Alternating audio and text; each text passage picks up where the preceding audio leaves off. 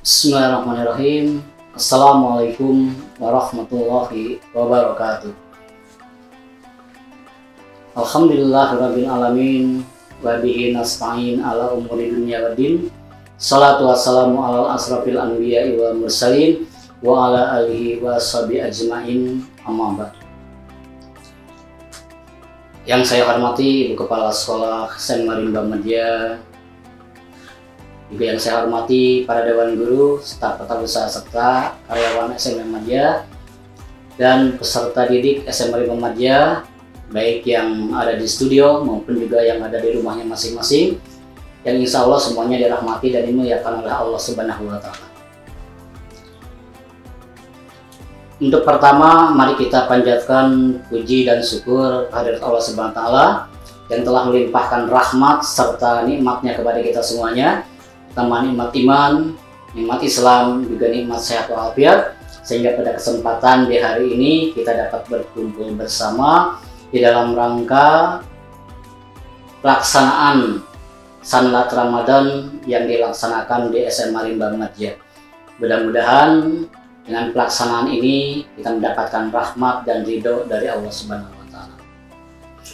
Salawat serta salam semoga tetap tercurahkan kepada baginda Nabi besar Muhammad Sallallahu Alaihi Wasallam, juga kepada keluarganya, para sahabatnya, dan seluruh umatnya, insya Allah termasuk kita yang ada di dalamnya, yang senantiasa melaksanakan sunnah-sunnahnya sampai akhir zaman nanti.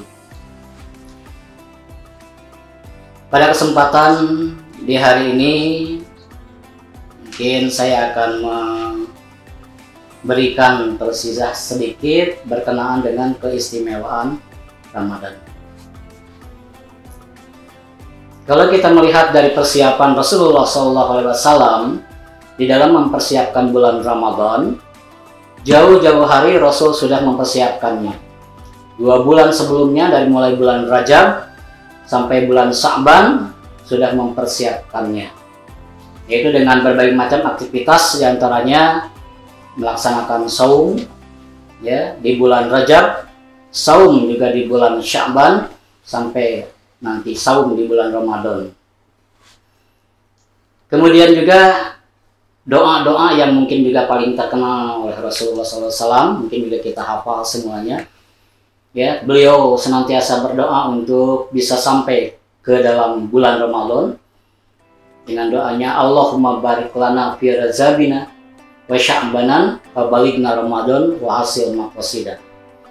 Ya Allah, berikanlah keberkahan di bulan Rajab dan juga keberkahan di bulan Ramadan, di bulan Sya'ban, dan sampaikanlah kami di bulan Ramadan. Itu mungkin yang paling terkenal ya, doa-doa beliau. Kemudian kalau kita melihat dari kalender Islam ya, 12 bulan di dalam kalender Islam, ada 1 bulan yang mendapatkan gelar Sayyidus Syuhur, yaitu pemimpin segala bulan. Bulan apakah ini? Tidak lain adalah bulan Ramadan. Jadi bulan Ramadan ini adalah merupakan bulan pemimpin dari segala bulan. Banyak lagi mungkin sebutan-sebutan atau istilah-istilah ya di dalam bulan Ramadan ini, julukan-julukannya, seperti diantaranya ada yang mengatakan Syahrul Al-Quran ya, Syahrul Syam, dan seterusnya. Nah, sekarang apa yang menjadi penyebab sehingga bulan Ramadan dikatakan sebagai Sayyidus Syuhur, pemimpin segala bulan? Yaitu keistimewaannya. Di antaranya yang pertama, Allah menurunkan Al-Quran itu di bulan Ramadan, sehingga bulan Ramadan ini dijadikan sebagai tempat diturunkannya Al-Quran, sebagaimana Allah berfirman di dalam surat Al-Baqarah ayat 185, Bismillahirrahmanirrahim, Syahrul Ramadan allazi unzila fihil Qur'an hudal linnasi wa bayyinatin minal huda wal furqan. Bulan Ramadan ini adalah bulan di mana diturunkannya Al-Quran. sebagai petunjuk bagi manusia dan sebagai penjelasan petunjuk itu, dan yang membedakan antara yang hak dan yang batil. Kemudian yang kedua, kenapa dikatakan sebagai yang istimewa tadi, ya? Yang keduanya di bulan Ramadan ini ada satu malam yang nilainya lebih dari 1000 bulan. Ya, malam apa ini? Malam Lailatul Qadar. Ya, yang tidak ada di bulan-bulan yang lain. Maka bulan yang namanya Ramadan ini spesial, ada yang namanya Lailatul Qadar.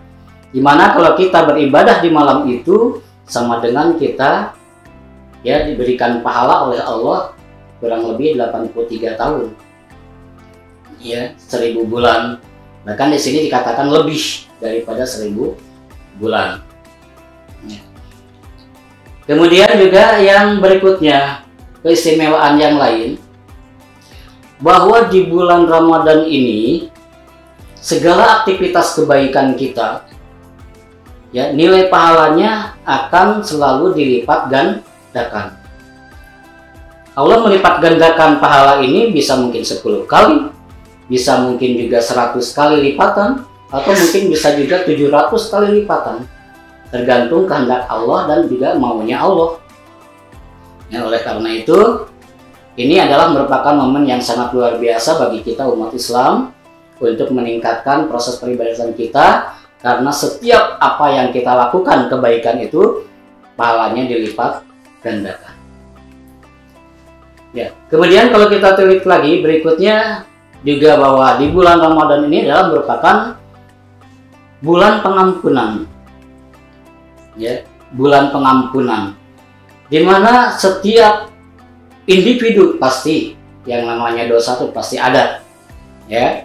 Maka di dalam bulan Ramadan ada satu fase, ya, fase yaitu di pertengahan 10 bulan Ramadan. Kita mengenalnya adalah fase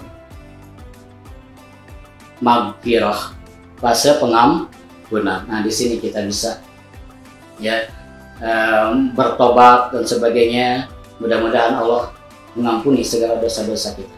Ya. Kemudian yang berikutnya juga di dalam bulan Ramadan ini sangat dengan syarat-syarat dengan kebaikan. Di fase pertama adalah merupakan fase turunnya rahmat dari mulai awal bulan Ramadan sampai 10 hari di bulan Ramadan adalah merupakan fase rahmat, ya, kebaikan-kebaikan Allah Subhanahu wa taala.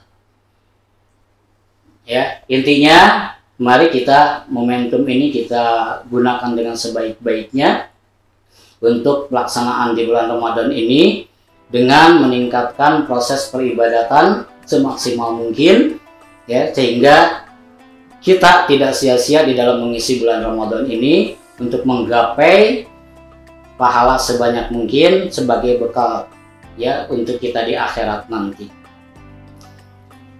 Ya, itu saja mungkin yang bisa saya sampaikan, ya. Mungkin ada pertanyaan-pertanyaan nanti di rekonnya. Nah, baik, kita simak dulu, ada beberapa pertanyaan. Yang pertama ada pertanyaan dari mungkin siswa, bulan Ramadan melatih kita menjadi pribadi yang seperti apa, ya, dalam konteksnya untuk bersedekah, gitu, ya.